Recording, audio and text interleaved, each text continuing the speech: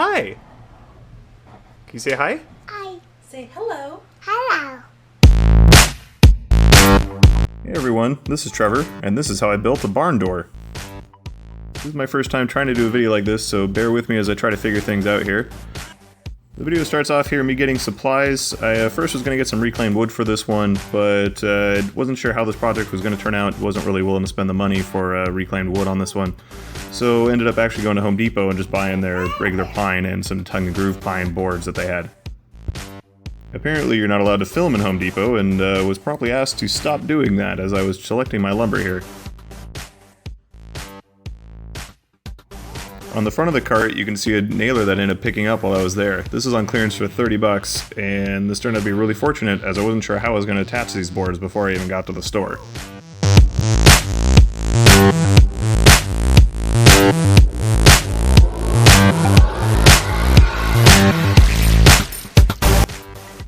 And now that the boards are all loaded up, let's get this show on the road and get back home.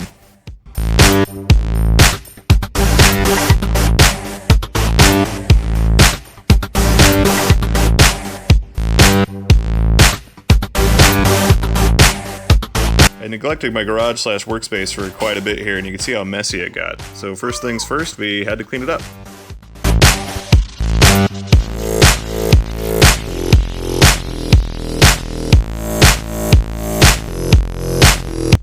I'd picked up a joiner for a friend and it was in the front of the garage here, so after he jointed some of the wood, I ended up cutting it on the miter size so we can get some nice square corners.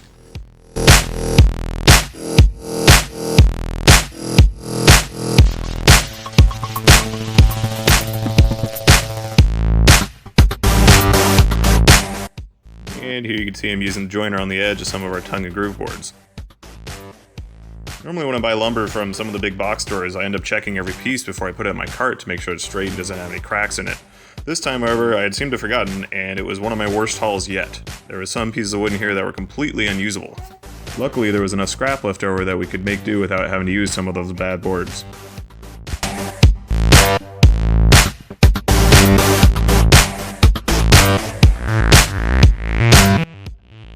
Once we had all the pieces cut, it was time to assemble the box frame.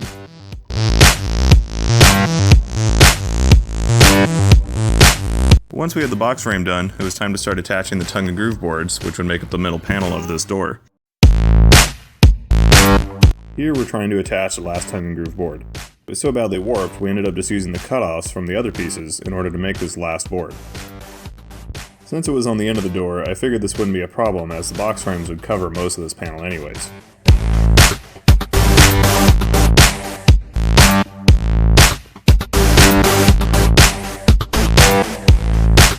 Here you can see me making and attaching the diagonal brace to one side of the door.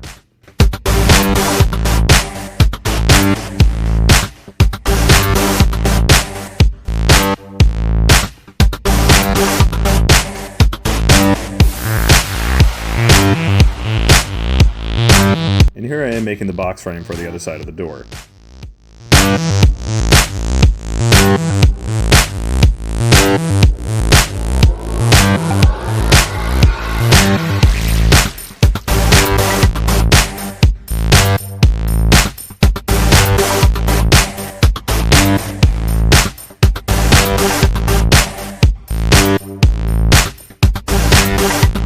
I really should have used clamps here to sandwich the door together and get rid of that gap. Here I am drilling some of the holes in the rail to be able to attach it to the beam. This is what the door is going to glide on. The rails and the mounts for the wheels on the door are all made of 3/16 flat iron steel. After I attached the wheels to the door, they had wobbled a little more than I liked, so I ended up backing them with another piece of 1/8 inch steel.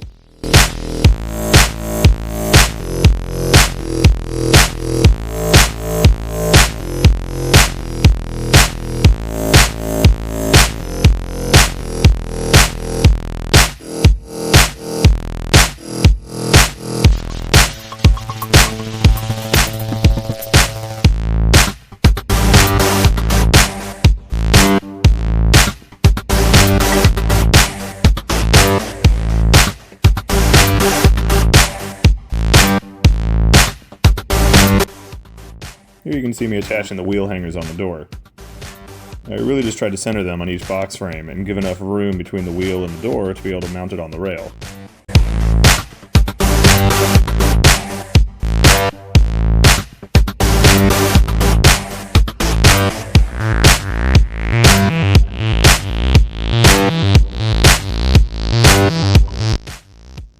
Since I didn't clamp the door after I'd attached each box frame, there's quite a bit of gap between all three pieces.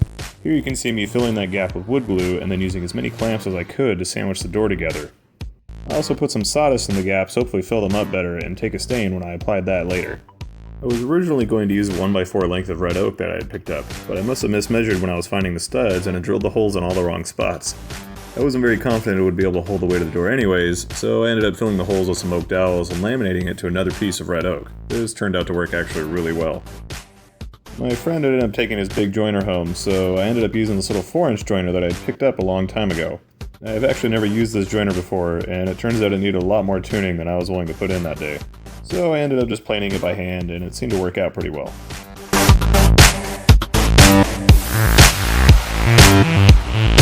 Here I am sawing off the excess dowels from plugging the holes.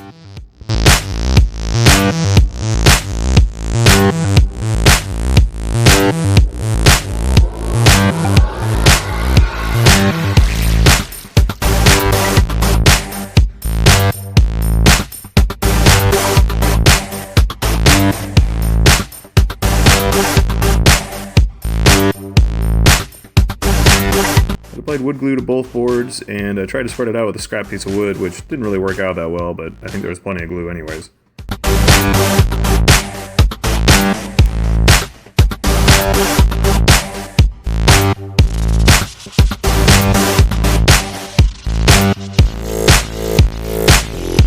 Now that the clamps were removed from the door, I was able to use a hand plane to flatten the edge of it.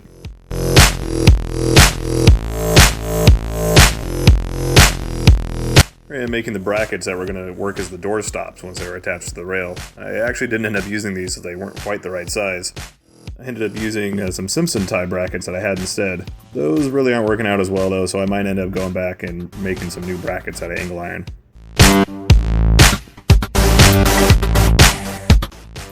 And here we are trying to carry it in the house for a quick test fit to make sure everything works. Up to this point, the door was really just based out of ideas that I had in my head, and I wasn't even entirely sure if it would work.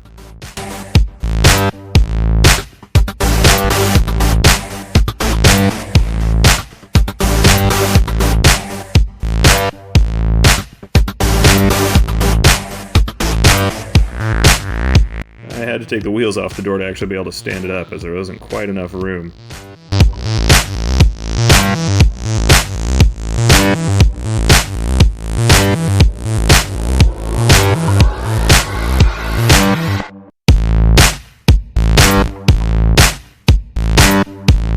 Alright, looks like everything works. Now let's get to finishing this door up.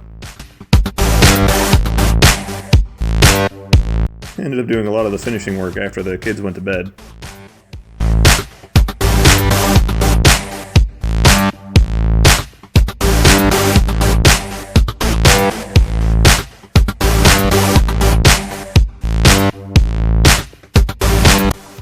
I used a belt sander with some 80 grit as well as hand sanding some grooves in there to give it a lot of texture and make it look really rustic.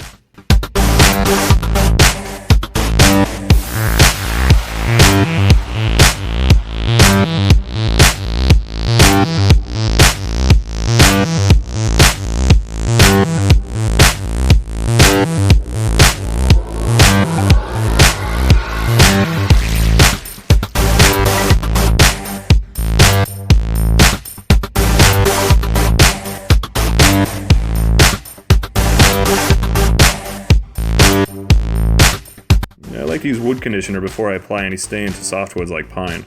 It seems to really help prevent that blotchy look you can get.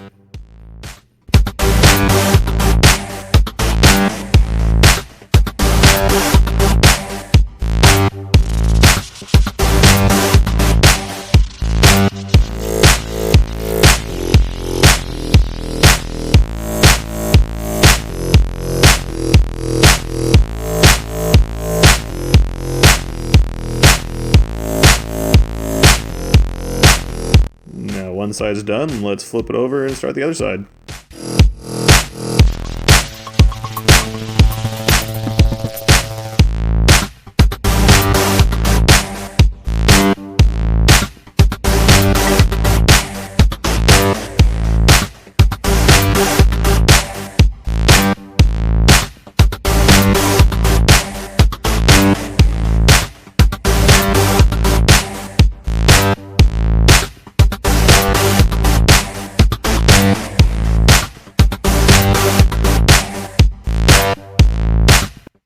Again, applying wood conditioner.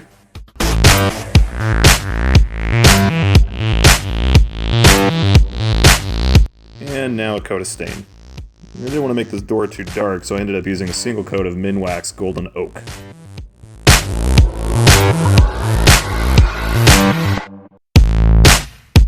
Okay, here I am applying the first coat of varnish. On the first side of the door I ended up applying 2 coats of Minwax Satin Varnish, and it was actually turning out a little bit shinier than I expected, so ended up only applying 1 coat on the other side. The door's really not going to get very beat up, so I figured this would be okay.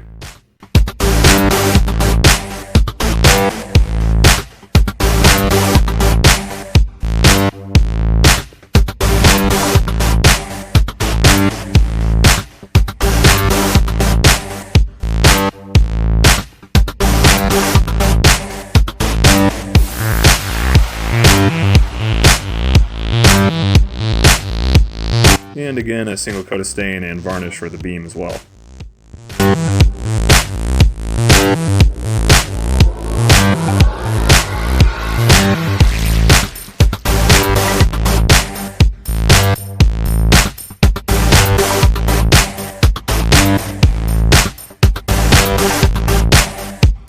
Now that the door is done, I needed to figure out where I wanted it to stop. So here I am marking the points on the rail.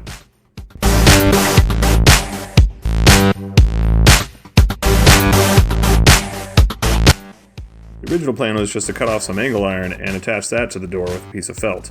However, after trying to hack through the angle iron, I found that a Simpson tie was actually the exact size that I needed.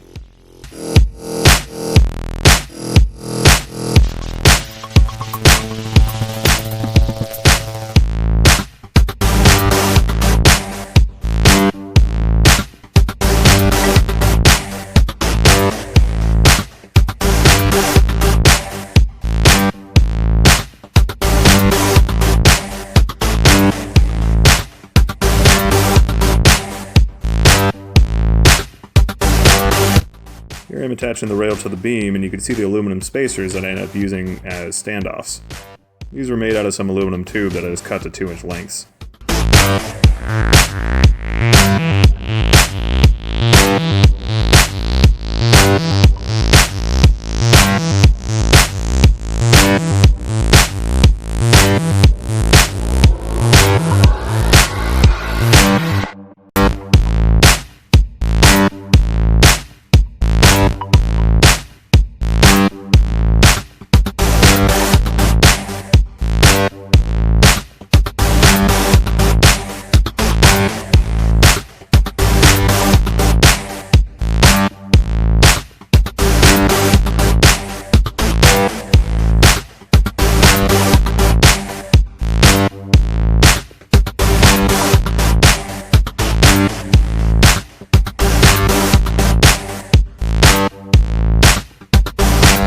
Here I'm installing the guide rail to keep the door from swinging out too much. This is just a 2-inch piece of angle iron with an oak spacer under it.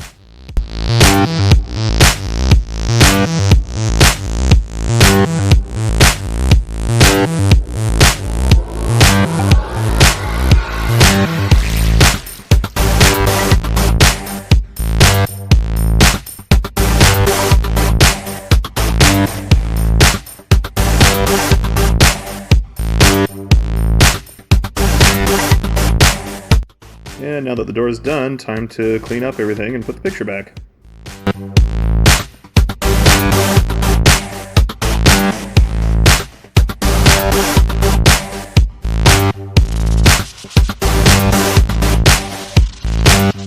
There's a couple shots of how the angle iron works at the track in the door.